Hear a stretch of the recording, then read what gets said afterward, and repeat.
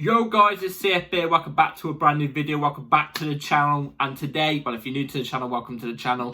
And today, we're back with the transfer news. Obviously, the transfer news has been... I came out on Twitter and I said it's been relatively quite slow and recycled. It's just the same thing over and over and over. But we've had some major developments today. Obviously, it's the beginning of the week still. Well, it's Tuesday. So that means transfer news comes in. It's usually slow around the weekend, but picks up during the week, the middle of the week. So we've got massive news to get into today, especially to do with the striker situation, which is a major situation for us. And yeah, before we do get into it, please like, subscribe, hit the bell notification so you're notified every time I upload a video. Also, first link in the description is my streaming channel. Go and check that out. It'd be very much appreciated. And let's jump straight into it because, like I said, it's not a lot to get into, but it's a little bit, but it's very, very important and very, very long because it's very big talking points here. Let's jump straight into it. So, Fabrizio Romano came out with this morning. Literally this morning. This was 9 o'clock. I didn't get up until 2. So, this is what came out today. To do with the striker news. What direction are we going in? Wow. This kind of gives us a direction. Breaking. Benjamin Sesko is staying at RB Leipzig. So, he is signing a new contract with Leipzig. I think it's this week or next week, one of the two. He is not going anywhere. He's going to be staying at Leipzig, which dumbs our chances down because we obviously were going for Sesko. Sesko, I think, was the clear and obvious first choice, and that was the guy we was targeting. It was also the guy that Arsenal were targeting, which, to be fair, if I've got to keep it a buck, I think Arsenal were getting him over us. I generally think Arsenal were going to get him over us. That's why I was demanding Chelsea and get Osimhen, and I wanted Osimhen in general anyway, even if Sesko did want us. But that puts us in a sticky situation. It puts us in a sticky situation. Why? Osimhen's at the equation. Osimhen's, he's not going anywhere. Well, he is going somewhere. He's just not coming to us. We've already ruled that out because of the wages and how much he's worth. Sesko is out of the equation, staying at RB Leipzig. Who are we going to go for? What are the names? You can count every 25-year-old out of the equation as well because we don't want to buy anybody that's over 25. And if you're saying Tosin, that's an exception because he was on a free. Wow, we've got news. And let's go into the unlikely one first and then we'll go on to the more likely one. So, Matt Law said this. Chelsea forward shortlist includes former academy graduate Dominic Solanke, who is reported to have a £65 million release clause in his Bournemouth contract. Now, let me keep it honest there. Dominic Solanke is a good striker. I think he's a very good striker. He brings experience to this team. He doesn't bring winning experience and trophies, but he brings top Premier League experience. He's been in the Premier League, I think, for the whole of his career. He's been at Chelsea before, so he kind of, I guess, knows what the club's like in a sense. And he's a good striker. Last season, we saw the best of him. I think he's entering his prime now. We saw the best of him last season. I think he was, if I'm not mistaken, the 3rd top goal scorer last season. In fact, hold on a second, guys. I'm just checking right now. Let's see. If it actually comes up. Oh, yeah, so Haaland, 27 goals. Cole Palmer, 22, so close. Isak, 3rd. Oh, what the hell's going on? It's just completely backed me out. I don't even know what's going on there. But he definitely was in the top 5. Yeah, he was 4th. Dominic Solanke was 4th. With, I don't know, he keeps backing me around. He was 4th. 4th top goal scorer, which I think that's pretty decent, especially when you're playing for a club like Bournemouth. No offence to Bournemouth, but you know what I mean? They don't have the most technical players and the best players, the most skilled players. They don't have players like that. But, it's not... Yeah, I'm trying to get it up to tell you how many goals he got, but nothing's coming up. It's not the worst. I wouldn't be against Dominic Solanke, but the only thing there that really puts me off Dominic Solanke is £65 million. 65 million. I don't think he's 65 mil. No way. 45 or 40 is the max I'd pay. I get it. He's had a great season for a smaller club, but 40, 45 million maybe is the max I'd pay. Maybe 40 million in 40 million straight up and then 5 million add-ons or something like that. But, you know, he's a good striker. He brings experience, obviously. And, yeah, I'm still trying to get the goals up for you, how many he scored. But nothing is coming up. It's actually getting me a bit agitated there, this is. He got 38 games played, so he's not injury prone. 19 goals and 3 assists. So, that's not the worst. And in all comps, 42 games played, 21 goals, 4 assists. That's not bad, but I don't think it's 65 million worth. At that rate, you may as well just go for Osimhen. It's true. You may as well just go for Osimhen. So, my opinion on Dominic Solanke, do you know what? Out of all the options that have been rumoured, I would take Dominic Solanke over all of them. I would. I'll take them all over him. No, him all over all of them. But he's not the main guy. He's not the main guy.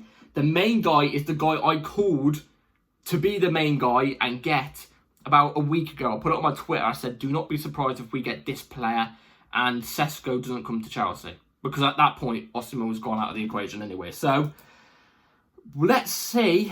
Well, let me tell you guys who it is. So, here it is from Fabrizio Romano.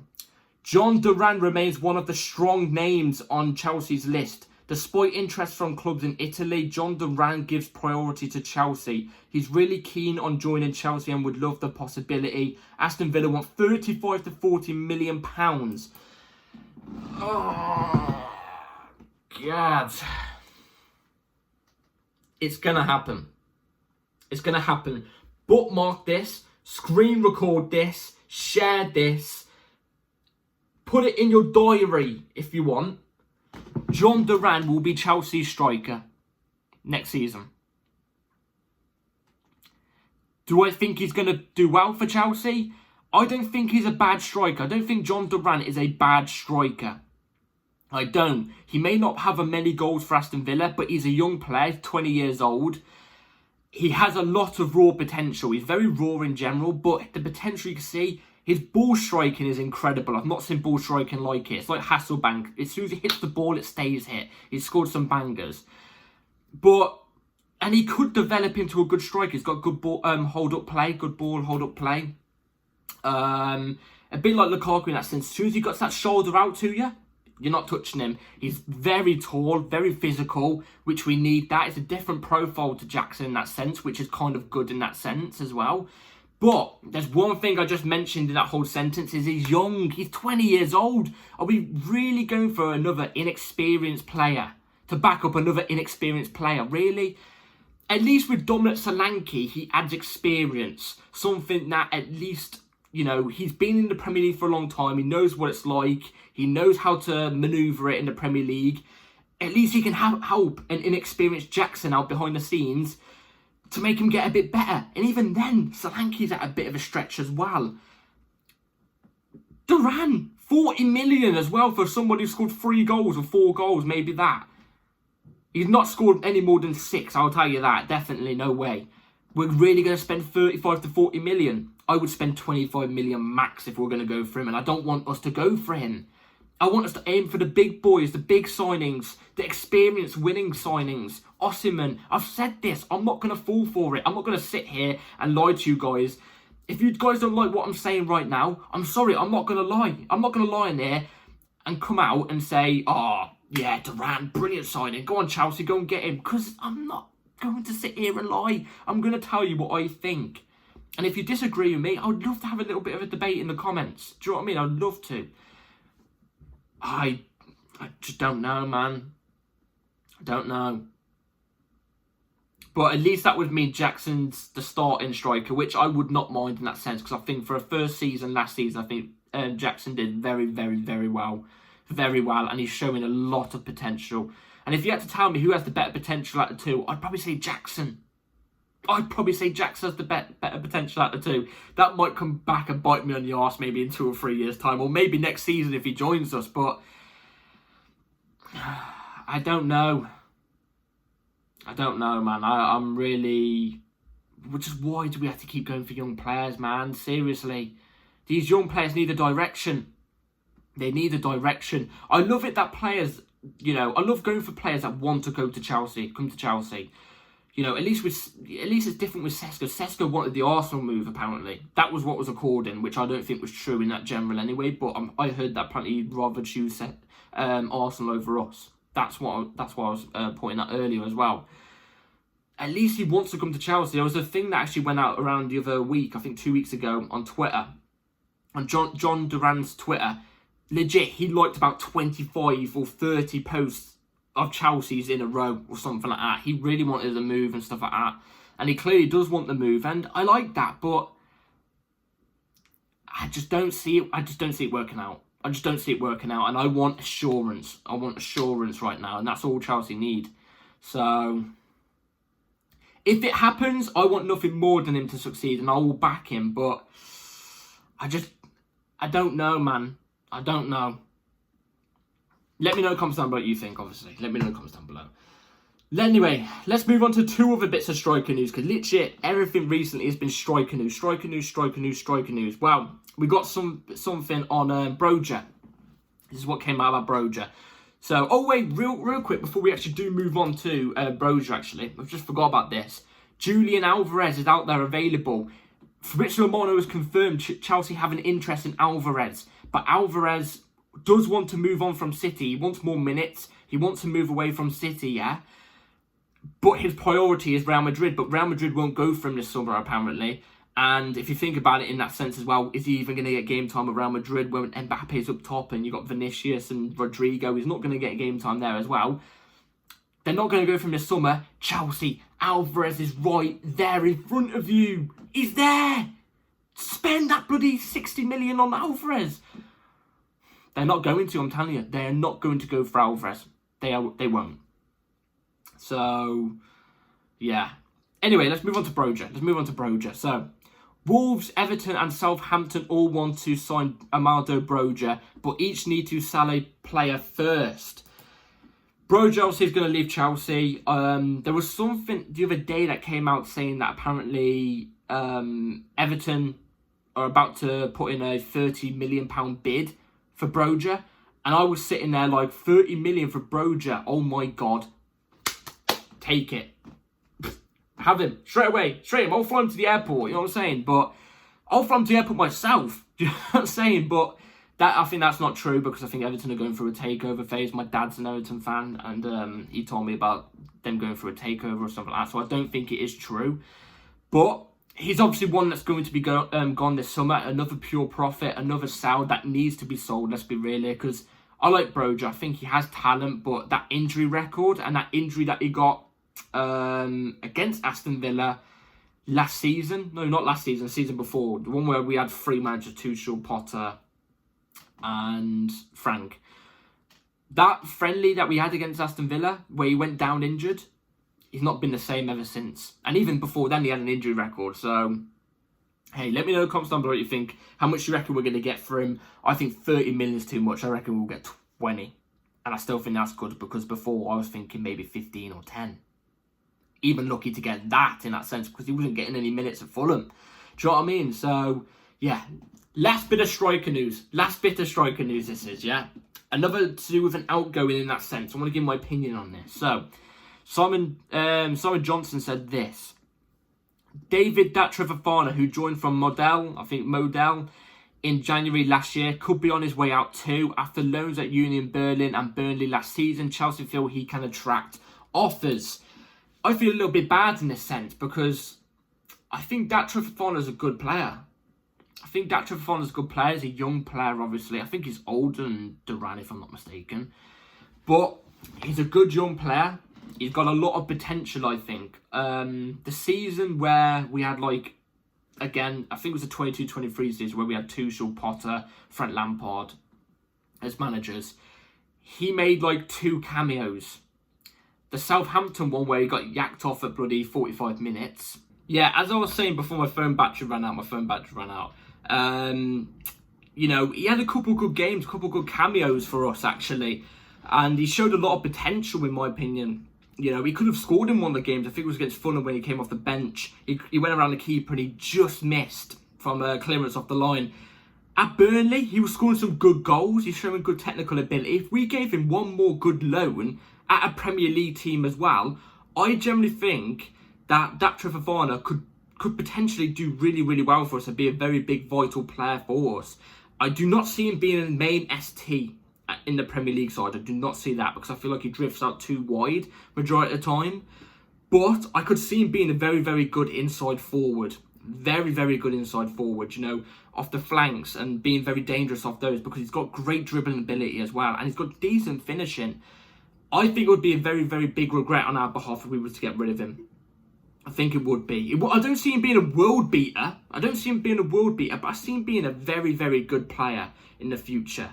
That one that we could use, potentially, at a very good ability. So, it would be a very big mistake. Well, not big mistake, but a bit of a bummer in that sense if we do get rid of him. Because I do really, really like Fofana. So, yeah, let's move on to the last bit of news. This is a good bit of news, this is. Because this is a player I really, really like. And this is probably the best news so far of the day. This got me gassed. Santos Hive, we are up. This is what came out today from The Athletic. Breaking news, Chelsea are not interested in selling or loaning Andre Santos next season. Santos has been earmarked to stay at Chelsea and is seen as a great fit for how Maresca wants to play as a number 6 or 8. I think this is brilliant. And I love the fact that we're keeping Andre Santos and not loaning him. If we was to loan him this coming season, I wouldn't particularly be against it as long as it's a Premier League loan. They're actually going to play him because let's be real here, Forest could have played him, and I think if they did, I think they'd been way better as well. I think they would have been way better, but they didn't. If we gave him a good Premier League loan where he plays, I think he would have shown his talent. He's a very, very good player. I think he's very composed. He's a natural leader in that sense as well. I think he's a leader for the Brazilian under-21s or 23s, one of the two, something like that, or 18s, I don't know, around that margin or something.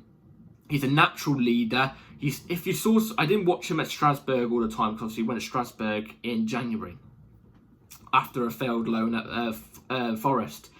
But I saw clips of him for the good and bad stuff that he did.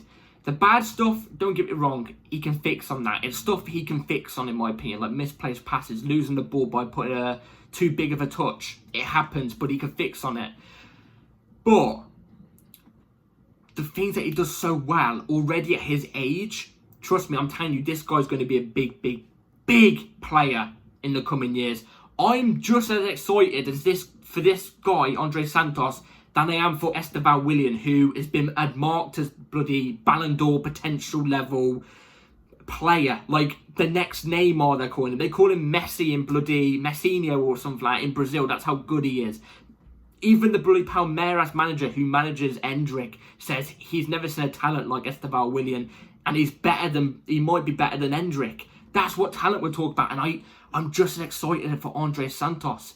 And if you go back to my, I think, second ever video on my channel, which was last year when we signed Andre Santos and Fofana at the same time, I said about Andre Santos, I think this guy's the Brazilian Essien, a destroyer in midfield, someone who's going to get stuck in, command, Essien with a bit more flair, you know, a bit more of a dance, you know what I'm saying? I'm so excited for Andre Santos, and if it is true and he's going to be staying and he's going to be in the squad next season for Chelsea, by the upcoming season, not next season, the upcoming season, I am really excited to see him. I'm expecting some mistakes because you expect it, especially how he's still young. But I think as a backup player to an Enzo or a Caicedo, more like I think a Caicedo role, because I think he could play that destroyer as a backup to Caicedo really, really well. But I think he could also fit in the DM position as well. And I think he could also fit in Enzo's position as well, but better in the Caicedo. I think he'd be a brilliant rotational player. And I think in about 4 years' time, if he's still at Chelsea, I think when the others have moved on, when they get a bit older, because obviously he's younger than Enzo, Caicedo, stuff like that, I think he's going to be top. Very important for us. So, yeah, that's my everything. That's my thoughts on everything that's been going on. Let me know in the comments down below your thoughts on everything, especially the Santos news. I'm so excited for Santos, if it's true. The striker news, let me know in all of it. I'm all ears. I'm always listening. Like, subscribe, everybody. Take care, all. And hit the bell notifications so notified every time I do the video, because videos come anytime. Take care, all. And yeah, peace.